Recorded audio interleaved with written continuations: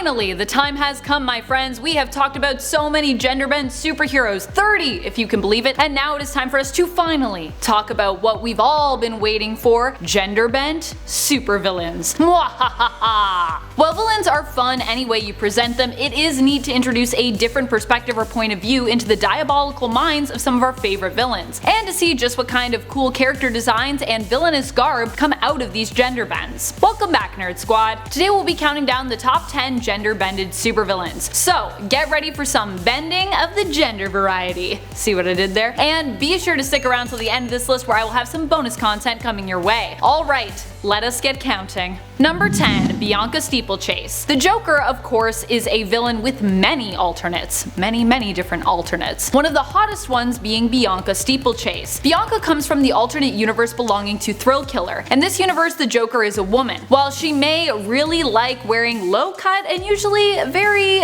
unbuttoned blouses and tops, and may appear more alluring than most of the other versions of Batman's most iconic villain, she is also just as deadly as her main continuity counterpart, ruthlessly killing those who oppose her, and even enjoying doing so, just like the Joker. However, despite her deadly attitude and the fact that she helped to take out Dick Grayson and Black Canary, in the end she was also killed with only her partner in crime, Harley Quinn, surviving her, who in this universe is still a female and is the teenager known as Haley Fitzpatrick. Number 9. Miss Sinister. Miss Sinister was a clone of Sinister who was created when Sinister was killed by Mystique using Rogue's powers during the events of Messiah Complex. Claudine Ranko was the unknowing carrier of a genetic virus which activated the moment Sinister died, transforming her into a female genetic clone of Mr. Sinister. While Mr. Sinister has a lot of clones, and I'm talking a lot, he has a whole city of them at one point, Miss Sinister is the most recognizable due to her basically being a gender-bent version of Sinister himself, which certainly helps her stand out. But also, poor Claudine. She did not sign up for that. Number 8. Dr. Light. There are actually 3 Dr. Lights. The villainous Dr. Light that we all know is Arthur Light, but there are actually 2 other characters who use this mantle as well. While Dr. Light himself is a supervillain, these 2 alternates are actually both superheroes. What's more, one of the 2 is not just an alignment swap, but is also a gender swap of the mantle. Kimio Hoshi is a superhero who uses the mantle despite the fact that a famous supervillain used it before her. She, of course, is separate to Dr. Light and is not really a successor or has any specific attachment to him. Both have similar powers which allow them to manipulate light and energy, and very similar costumes. Like, super similar costumes actually. In fact, even Kimio reflected on how strange it was that she still used Dr. Light's name during her own therapy session in Heroes in Crisis. Because yeah, it's weird that she's using the name of like a very well-known supervillain. She's like, maybe I should change this to something more heroic?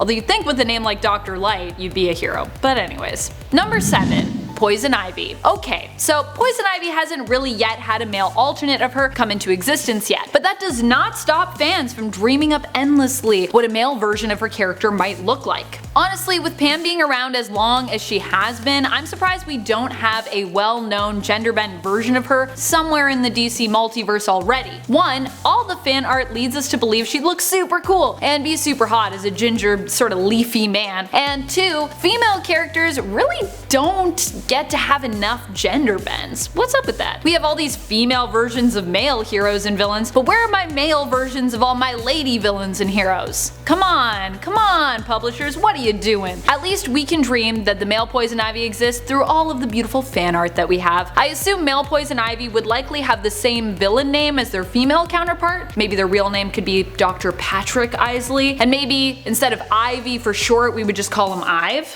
What do you guys think? Number 6. Stormfront. Stormfront is one of the corporate superheroes in the series The Boys, which really makes him one of the supervillains, because in Garth Ennis' series, supes are the bad guys. Garth Ennis is not a huge fan of superheroes in general, just FYI, which is sort of what that series is all about, his distaste for superhero culture. Stormfront is a hero who was once a former German World War II soldier, whose involvement in the war is hidden from the public. He still worships Hitler despite him being long dead, and is a brutal and violent leader. In The Boys Amazon Prime series, we'll be seeing a live-action version of the character, but this time around Stormfront will be female and will be played by Aya Cash, which I personally am excited for, considering that a lot of the changes the live-action show has made in comparison to the comic series have really been awesome so far. They're doing a great job. Number 5. Scorpio. Depending on the circumstances, DC's Lobo, who is a parody of Marvel's Wolverine in part, is sometimes a villain and sometimes a hero. For this list, we're going to consider more of the villainous actions and consider him a villain. A sometimes villain, at least. Lobo has a daughter known as Scorpio, and while she is also related to the big guy, she is of course the spitting image of him as well, acting as a female counterpart to her big pop. Scorpio is just as violent and as tough as her dad is. Number 4. Valerie Richards.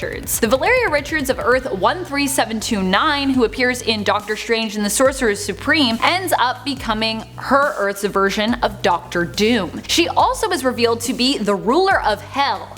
Wow, it's a lot of accomplishments. Definitely a darker turn for Valeria in this alternate Earth. Although, I'm not going to lie, there has always been a part of me that has just hoped that Valeria of Earth 616 would one day join her godfather and end up walking in his somewhat villainous footsteps. I mean, I love Franklin and I love Valeria, but how cool would it be if one of them ended up growing up to be a villain? Or maybe both of them could be villains? My fingers are crossed. I'm such a team villain person. I'm like, everyone needs to be a villain. No superheroes will exist. The world would be so terrible if that's what happened in comics. Number 3. Alexis Luther. Alexis Luther is the daughter of Lex Luthor from the alternate universe of Earth 16. She originally was not inherently villainous like her dad, but was bald and brilliant like him. Actually, Alexis ended up dating Damian Wayne, Batman's son, in secret. However, due to her being the daughter of Lex Luthor, she found herself looked down upon by the superhero community, which was why they had to date in secret. In the end, this led to a sort of Carrie-like moment with less pig's blood and less explicit humiliation involved. After being excluded from a huge superhero party, she ended up plotting to reprogram Superman's security robots to get revenge on those who had chosen to ostracize her simply because of her relation to Lex Luthor. She even turned on Damian himself in the end. Number 2. Martha Wayne. As I said, the Joker has lots of alternates.